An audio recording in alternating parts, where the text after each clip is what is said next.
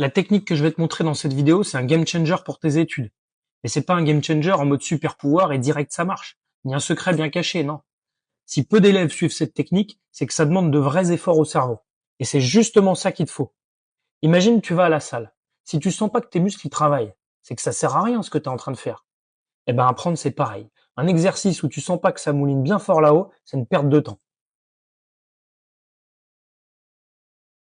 Première remarque. Les gens parlent de carte mentale comme si c'était chacun la sienne. Alors non. Il y a des cartes fausses, il y a des cartes vraies. C'est pas chacun sa vérité. Par contre, c'est chacun son cheminement pour arriver à la bonne carte. Du coup, il y a quoi dans une carte? Qu'est-ce qu'on cherche? Eh ben, on cherche des relations entre les concepts du cours. L'intérêt d'une carte, c'est pas la liste des concepts. Ça, c'est une fiche, c'est du recopiage de cours. C'est pas un vrai taf pour ton cerveau. Toi, ce que tu dois viser, c'est de faire ressortir les relations entre ces concepts. C'est pour ça le nom carte mentale, déjà, un, il est trompeur, et deux, il dit pas ce qu'on cherche. Moi, j'aime bien l'expression carte des relations. Et c'est un game changer, parce que c'est justement ça, s'approprier un sujet. Et ça, tu t'en rendras compte en le faisant. Bref, tu vas voir que quand tu vas essayer de trouver des relations, c'est pas toujours facile. Heureusement, il y en a quelques-unes qui reviennent souvent en physique. Les relations de propriété, par exemple. Si B est une propriété de A, alors tu fais une flèche de A vers B avec un code couleur spécifique aux relations de propriété.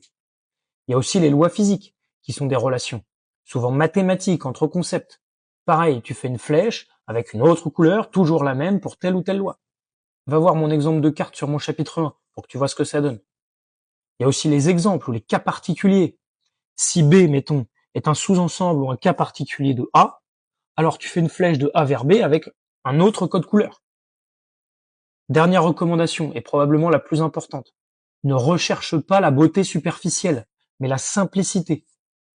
Rechercher la beauté, c'est une perte de temps, pure et simple. T'es pas dans la réflexion à ce moment-là. Ton cerveau, il turbine pas quand t'hésites entre bleu fuchsia et rose des mers du Sud. Cherche la simplicité, par contre. C'est cette exigence-là qui va t'obliger à y voir clair. Et c'est ça qui va demander du temps de calcul à ton cerveau. On se retrouve quand t'as fait ta première carte mentale.